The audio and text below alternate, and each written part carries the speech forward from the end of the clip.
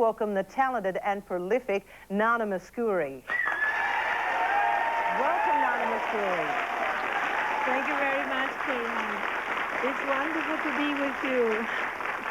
Well, we're very sorry that you're literally on cyberspace through satellite there, but it's a pleasure to welcome you onto Midday. But it is wonderful, though, to be able to communicate like this, but I wish I could see you as well.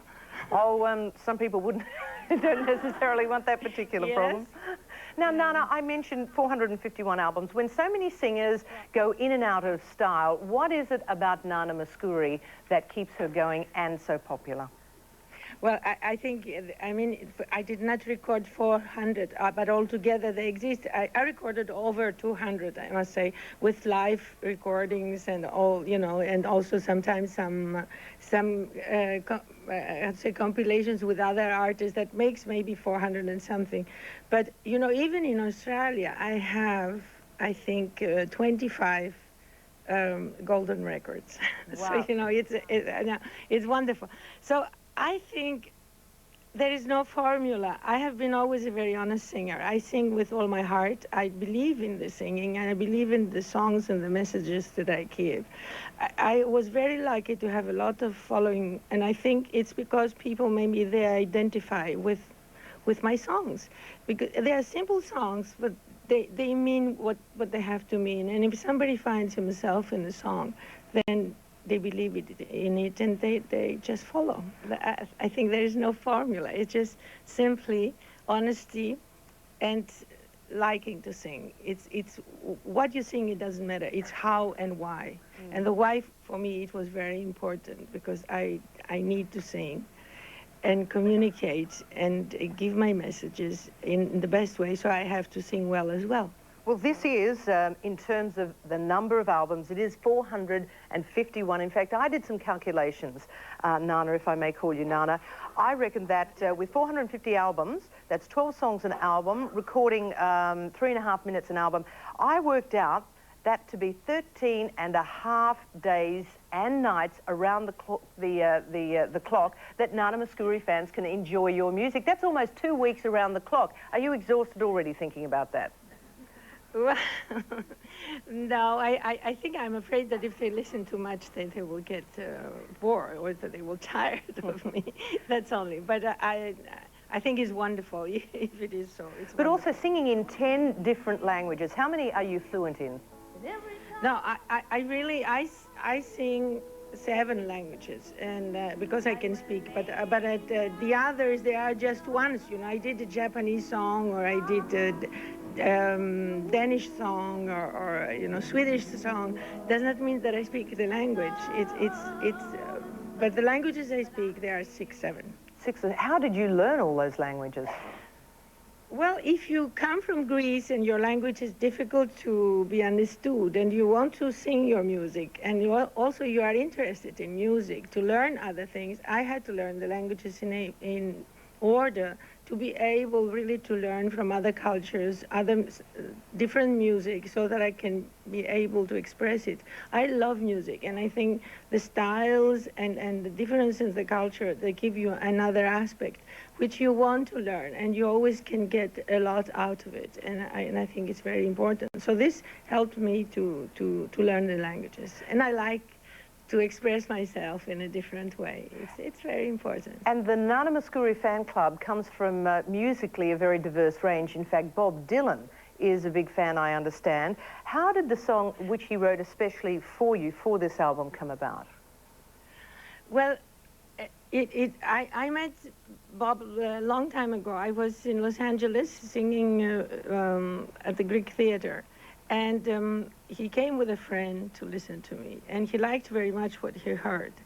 And then when we spent the night talking about music, I told him how much I like his music, and then he wrote this song, which was Every Grain of Sand.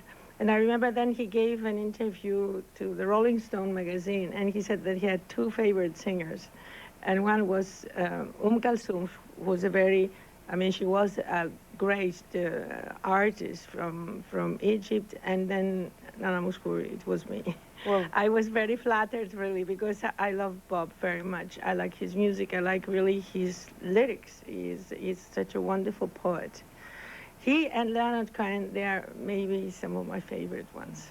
Julio Iglesias, you do a duet on this album with Julio Iglesias, Yes, who was in yes, fact in yes. Australia only a matter of weeks ago and joined us on the show. We had a terrific time with Julio. What was that experience like working with him for you? Julio, I know him for many years. You know, he's European like I am. He comes from Spain, and we met in Paris long time ago. We did a lot of televisions together, and we really always said that one day we should make a record together.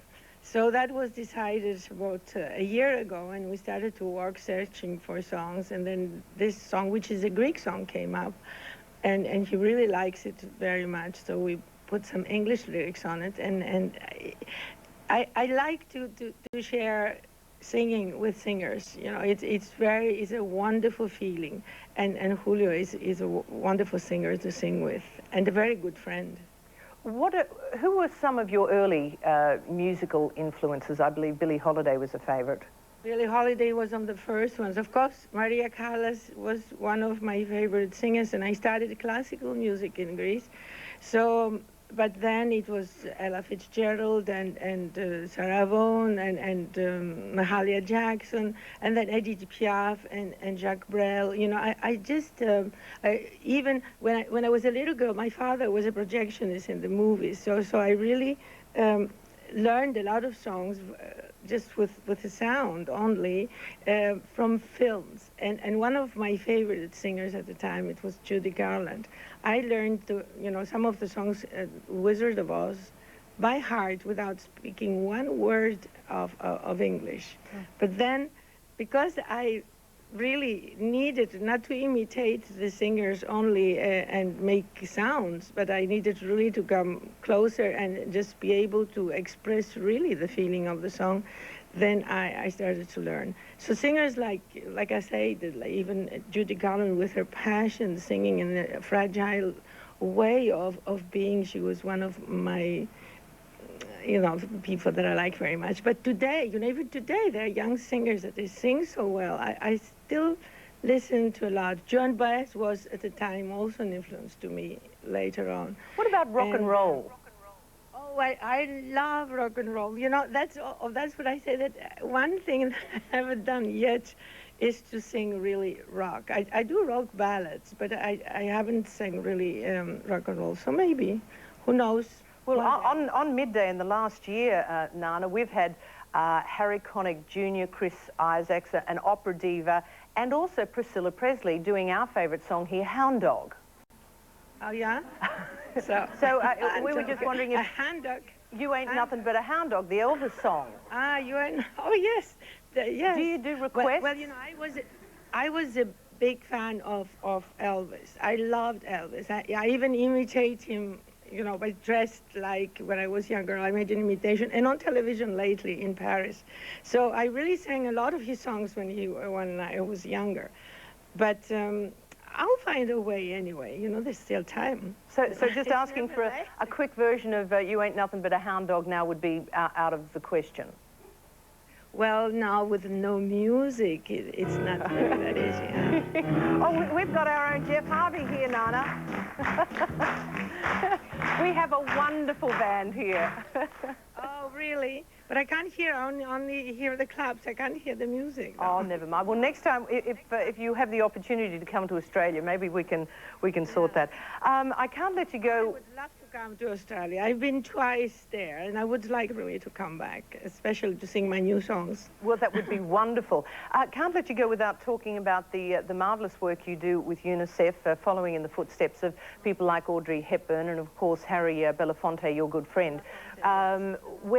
Where have you been more recently with UNICEF? The more recent trip I have done, it was last year I was in Africa, but then the more recent is really Hanoi in Vietnam. And that was after, it was between the 12th and the 14th of December. And I went to visit really the programs over there.